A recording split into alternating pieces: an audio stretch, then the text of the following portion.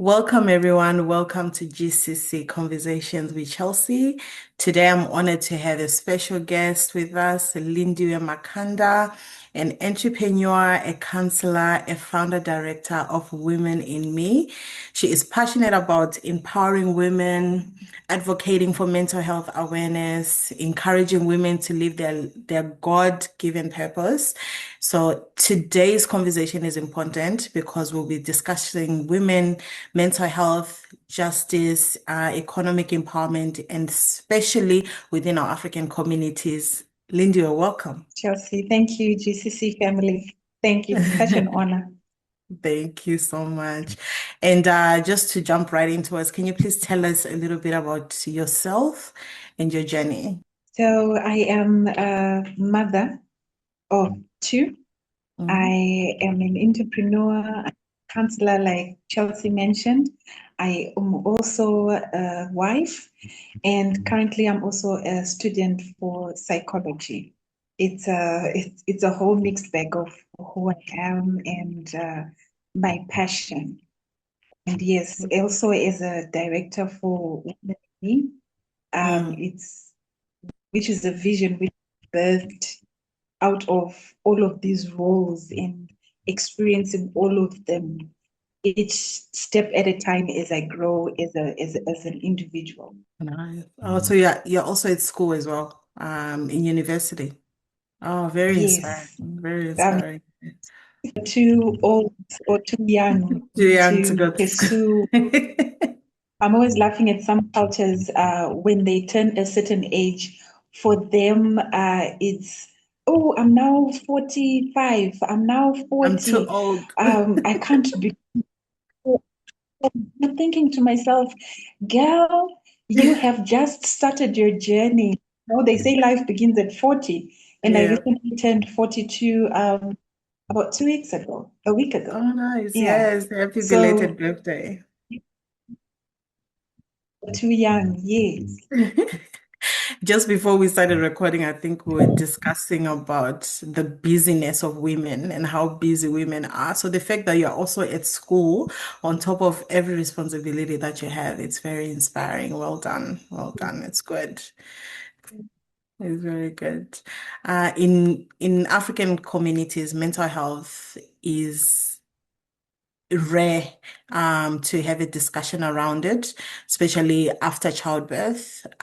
What are the key things that women needs to look at when it comes to mental health? So, like I said myself, I have worked in all of these hats. And for me, after giving birth, um, postpartum depression is Mm, something that I walked into. And my son is now 3 years old. So in my mind and my body, it's still very fresh. It's still because it takes a while for our body and our mind to forget certain yeah. things. With that being said, we noticed that um, these are things that we never talk about. Mm, And if we talk about them, a whole lot of stigma around them. around And it, yes. also look community as a culture itself. We are told these are things that are natural or women go through. What's so special Mm, about postpartum depression? What's so special about you giving birth?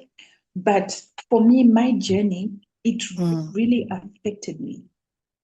My wow. self-esteem as a mother, at some point having a little bit of an identity crisis and Mm, self-doubt, so many challenges of, am I being a good mother? mm, Society mm, on the one end demanding me to be a mother of two, and my body at the same time has gone through a C-section, and I'm trying to balance all of that and find out this new baby that's within, such a lovely blessing that's within my vicinity.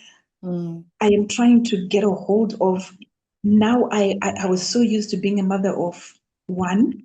I mm. was so used to being a mother of a daughter. And now I am a mother to a boy that I was Wow. not prepared for.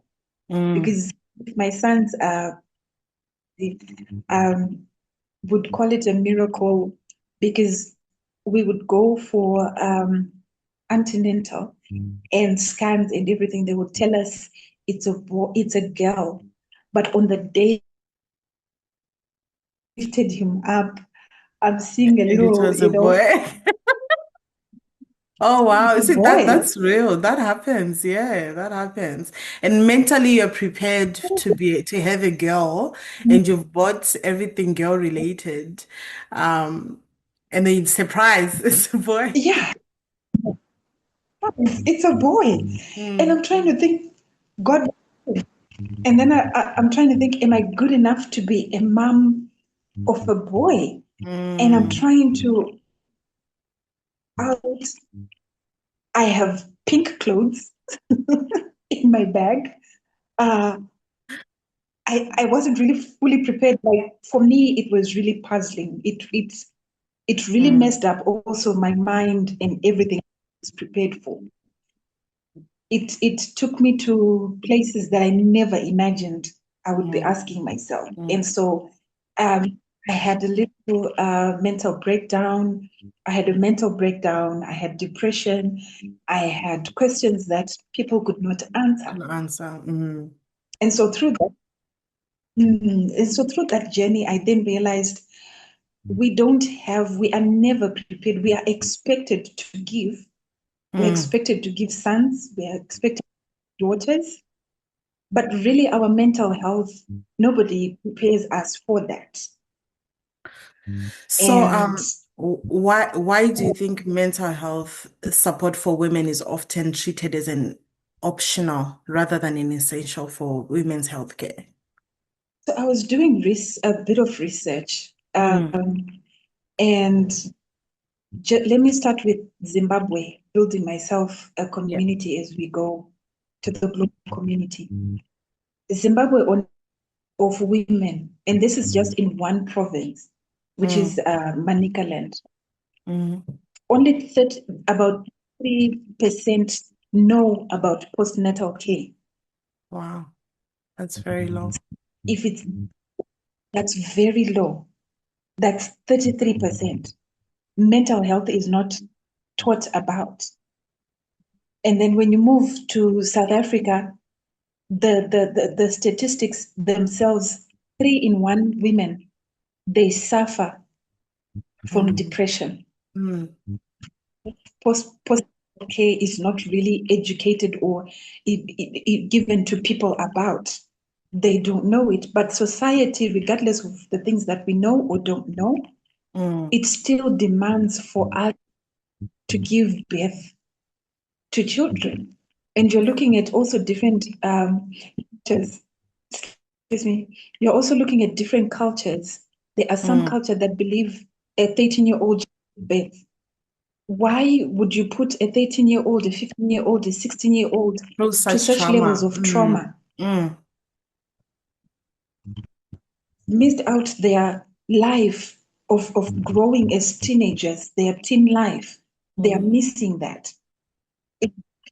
And what does a 13-year-old, a 16-year-old, even a 21-year-old, in as much as we say they are now adults, what Adults. really do they know about the mental health part of being a parent, of being, we call it a murora, a daughter-in-law in our culture, Mm, a mm, murora, what do they know? mm. You know, Or being mentally, a wife nobody as prepares well. us Mm, life and demand that comes, with being a housewife. Like we were saying earlier before mm, the recording, mm. I had to calculate about this recording when we had set it at another time. I had to Right. calculate about cooking. I had to calculate about my child's homework. I had to Mm. calculate about my husband, my firstborn, and what he's going to need for tomorrow at work. Yep. Being being an Yes, being an entrepreneur, I am Mm. in an industry where it's filled with men. I'm in construction. Oh, wow. Yeah. I'm looking at I, yes, I need cement to be bought. I need this to be bought. Nobody, in as much as we appreciate the education that's been given on men's health, mental health, Mm. but there's also a big gap in women's health, That's very true. especially in, yes. Especially after So, birth. uh, yes. So back to my statistics, Botswana has 25 to 30%. This is just Gabs as a capital city. And unfortunately, all of these numbers, they are still very low for us to say women. And when you know about their mental health, and when you look at the statistics, when you're now going even further to very sensitive issues of suicide and psychotic killings, you'll find that women never got help on postnatal education or empowerment. About 4% of them become psychotic and kill their little ones. Wow. It's very bad. It's very sad. It's very bad. It's And very suicide numbers are going up every time of a mother who feels, I would rather die with my child, because there's the issue of stigma, there's the issue of identity crisis, whether you don't know whether you're being good enough or you're not. And all of those aspects, unfortunately, they are just ignored as if it's part of a woman's routine to give birth to give birth. and have babies. So, which holds on to my follow-up question. What role should churches or community leaders play in supporting women with mental health after giving birth? With the church, I think, let me go stage by stage. With the church, I'll give you another research that I did. When you talk about mental health in churches, it's sad in the sense that they think it's a demon, especially with African societies and churches. I myself, I go to church, and part of the vision of woman in me is I'm a preacher. Not realistic about the figures and the numbers, the statistical evidence that's there about women that are going through mental issues silently. When we try and talk about them, like I said, it's always you need deliverance, you're possessed. That's about the church. So, in much as even in communities where we have entrepreneurs, women in power, all those societies as a whole, there is very, very much need for people to be educated, to be informed, to be empowered about mental. There are days when we just have discussions with some of my colleagues, and people are suffering silently at work. You wonder why my colleague is moody. We recently had a lady who went on maternity leave, and on paper, she was asked to come back according to the law at such and such a time. And I remember just inboxing her and just saying, listen, can you take your time? When you are ready to come to work, you can then come to work. I've walked personally through the journey of being given a timeline. Because there's no timeline for healing, especially after giving birth. You can't give a timeline that, oh, in the next 6 weeks, you should be healthy to come back to work. A friend of mine, about 6 weeks, and she had gone through a C-section. she was asked to come back to work. And what do you do in a And at situation work, like that? Because bills are calling. At times, maybe it's a single mother as well. Maybe there's no man, husband in the picture. So the bills are calling. Child needs to eat. Maybe there's no family support. there's no family support. There's no Mm, support even in our social communities. There's no mm, support. Church, no support. There's no support in nuclear families themselves. There is no support. mm. But until we make people be aware of some of these sensitive topics, Right. of some of these things that the systems and the things that women are going through mentally after giving birth, I think we'll be in a better position to support each other. But And how even can managerials can be Rose, support. yeah. How can a loved one Yeah. identify, either a loved one or a husband or a friend, how are they able to identify that their loved one is dealing with mental health after giving birth? Okay. So number one, Chelsea, for me is during pregnancy, let the husband be part of the antenatal visits. Mm, As they go, they get educated.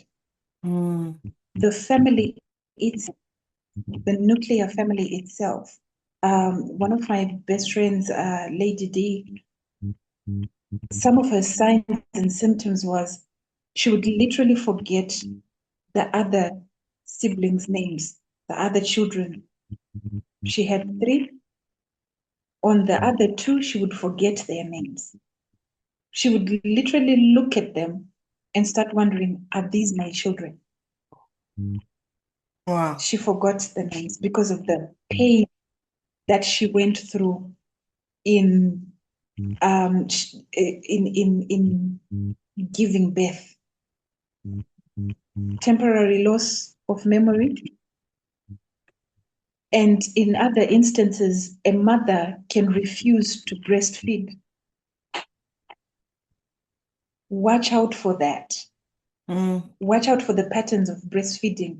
We know our little ones on paper, they want to feed after every 2 hours because they take in small amounts. But the attention is always give the baby, give the baby. Pay attention to how also the mother is reacting towards the baby.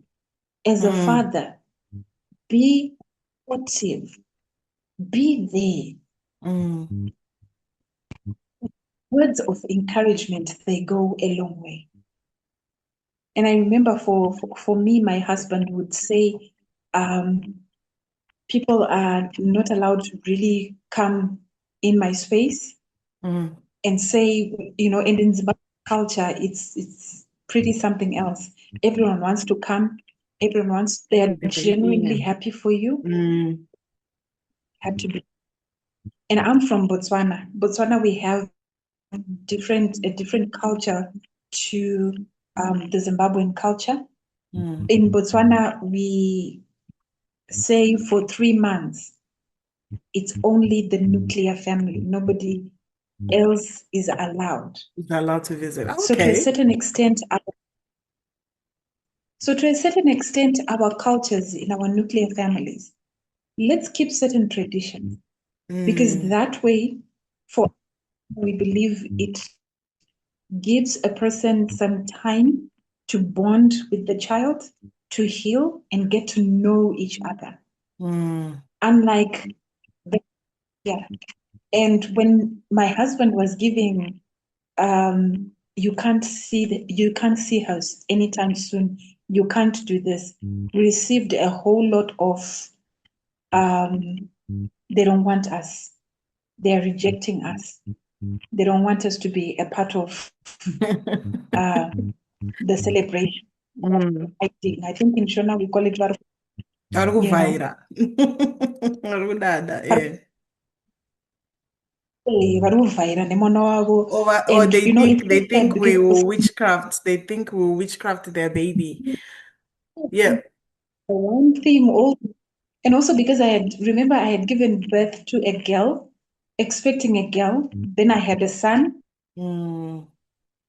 I would literally other relatives saying, "Oh, she now has a male child." So I Yeah. had to get up a musha. I don't know English.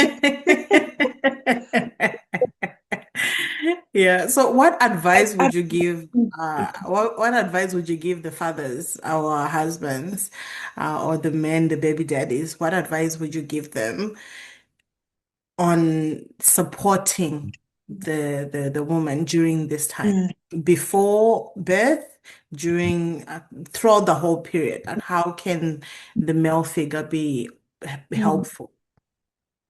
Because I feel at times they don't know what to First of do. The men, they don't know what to do because you're carrying the baby, it's in your tummy, and they're used to all, you being present, being available, yeah, caring for them as well. And then all of a sudden, you are carrying this thing in your stomach, and your mood swings. You are no longer the same yeah. person anymore. Your body is changing. How can the male support? How can they give support to the woman? Being being also Women's Month. Let's make it every month to be a Women's Month, January to December. Be involved. Right. My fellow brother-in-laws, be involved. Mm, Go to the to antenatal appointments. And try to be involved. Set boundaries. In our culture as Africans, I think boundaries are still one struggle that we go through each mm, and every day. Have boundaries.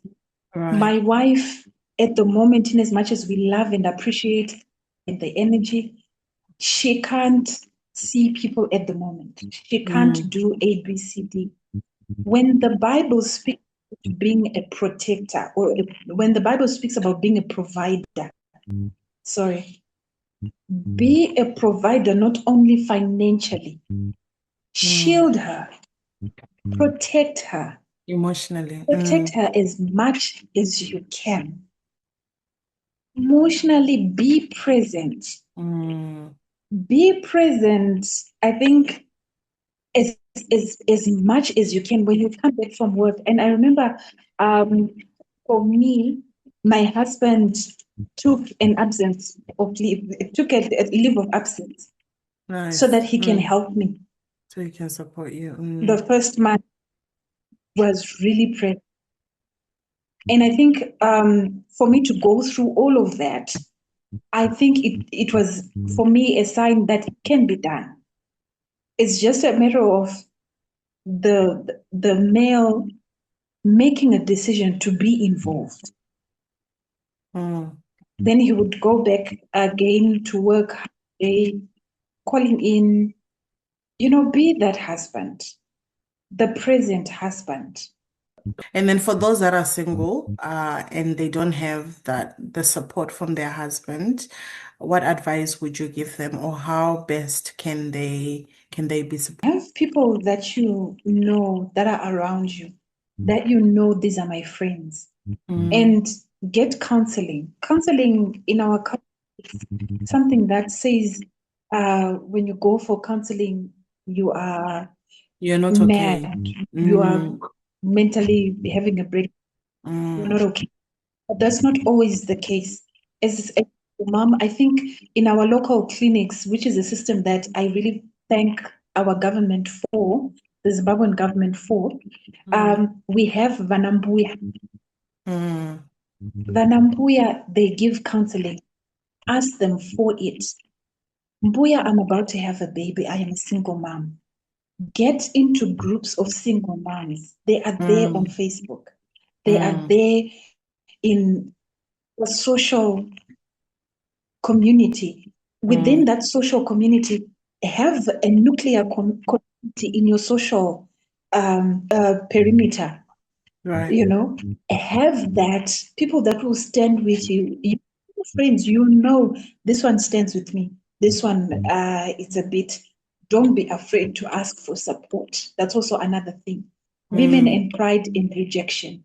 We don't do things. We When you don't. reject, it's like, Because it's viewed oh, I can as do a bad. weakness if or I will not sing, but you're not strong enough if you're asking for help, if you're asking for support. There's a saying which says Mungu ni Mungu na Mungu.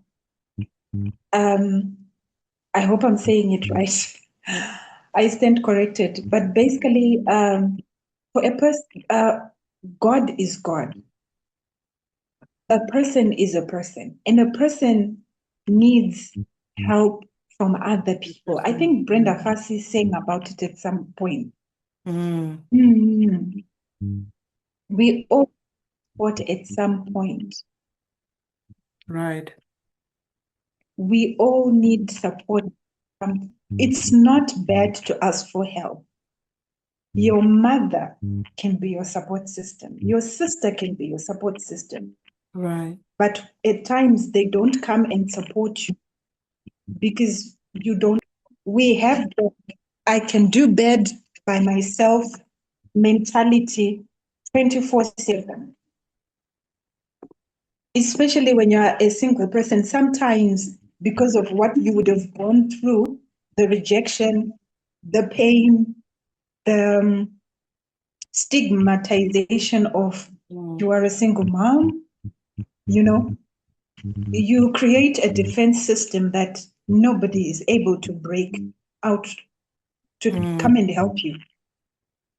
Because you're afraid of being judged, you're afraid of being the talk of the town. But in that, ask for help, go for counseling. Go for counseling. Some centers, they give counseling here in Zimbabwe. Some centers give counseling for free. For free. Wow. Clinics, they give counseling for free. Which is good. Yes. Make use of those facilities. Make use of those communities. They're there to help you. In doing research about this topic, just here in Grindel, there are 3 Anambuya that are always there on standby to talk to you about anything, be it you've recently found out you are HIV positive, be it you are struggling with your pregnancy, be it just need counseling. They just there, which is one thing that I really thank the Zimbabwean government for. Which is good, yeah. So, what message would you share with women who feel unheard or unsupported? Let's say women that would have identified that, okay, I'm not okay here. I'm overwhelmed. I need support, but then they're not supported or they don't feel heard by their communities, by their loved ones. What advice would you give them? It's okay to just have a moment to stop. It's very much okay. I remember going through what I went through, just one day of stopping, of just shutting down everything. I came off social media because that's also sometimes where the pressure is coming from. Yes. I had to cut people out of my circle. These are now individual advices, practical things. It's okay to put that boundary to say, I'm on time out. I just need to get to a place of alignment with me, with who I am. So everything for now, let's stop. So in as much as it was a hard decision to make, it became something that helped me to heal by cutting certain people out of my life. by it's putting healthy, I would like to term them Boundaries. healthy boundaries Mm. for your own self. And within those boundaries, do what you can. Don't put yourself under pressure. For example, you see, you are a single parent. You already have a financial crisis, but you want to be on Instagram taking a picture with a $1.2 phone, but you can't afford diapers. And this is real. This is happening. Cut your own self some slack, Mm. so to speak. Mm. Do what is practical with that time or season that you are in. Be practical with with the reality, with the real things that are happening around you. This has been very innovative. Can you please tell us a little bit more about Women in Me and how can people support or how can we support Women in Me on your socials or online? Are you available? Reach me on my phone number Mm. at or 777-933-234. They can call me on that number or WhatsApp me on that number. They can also follow me on social media handles Yep. for Afrocentric Lindy. I'll try and send you the link. And then also on TikTok, I also have, I will also send the channels. Then you can also put them Yeah, definitely. up. Well, thank you so much, Lindiwe, for sharing your wisdom, your experience, your heartfelt experiences today. This conversation was very impactful and very informative, and I'm sure there's a woman out there that will be encouraged and will have direction, I guess, in which they can go if they're dealing with mental health and postpartum depression. And so thank you so much. Thank you for bringing this awareness. And we're very, very glad to have you today. Thank you. Chelsea, thank you, GCC family. Thank you. Thank you so much.